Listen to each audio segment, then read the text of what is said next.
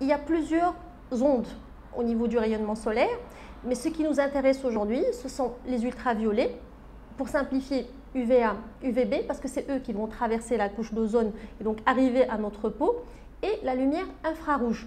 Alors, quels sont les effets de ces ondes solaires sur notre peau lorsqu'on est exposé de manière normale ou lorsqu'on est exposé de manière exagérée? Le soleil a un impact positif sur la peau lorsque l'exposition est normale, c'est-à-dire qu'on aura une sensation de bien-être. D'ailleurs, vous devez remarquer qu'en hiver, lorsqu'il fait gris, lorsqu'il y a de la brume, on n'est pas très bien, notre mental n'est pas au beau fixe parce que le manque de lumière visible impacte négativement notre mental. Donc ça, c'est un effet positif du soleil sur notre état psychologique de manière générale. Et le deuxième impact, c'est en fait la fabrication de vitamine D. C'est-à-dire qu'au niveau de la peau humaine, nous avons une forme inactive de vitamine D.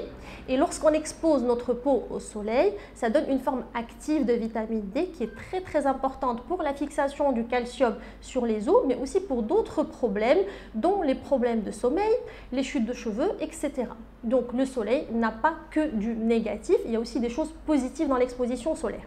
Alors maintenant, qu'est-ce qui se passe si on s'expose de manière exagérée? Il y a deux impacts, celui des rayons ultraviolets et celui de la lumière infrarouge.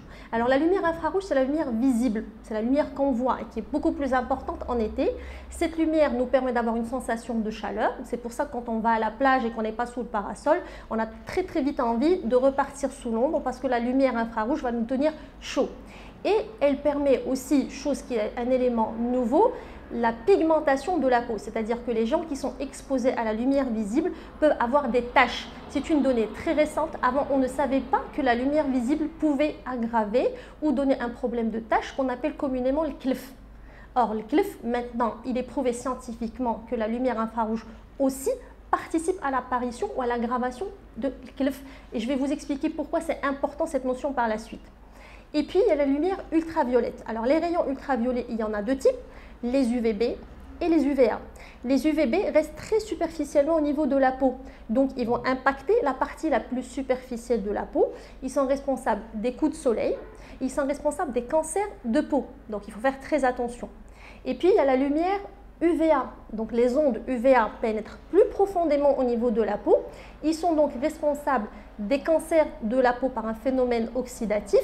Ils sont responsables du vieillissement solaire. Donc faites attention, il y a deux types de vieillissement. Le vieillissement chronologique, on va tous vieillir parce qu'on avance tous dans l'âge. Il y a le vieillissement solaire qui aggrave ce vieillissement chronologique. Donc les gens qui s'exposent de manière excessive au soleil vont vieillir de manière plus rapide.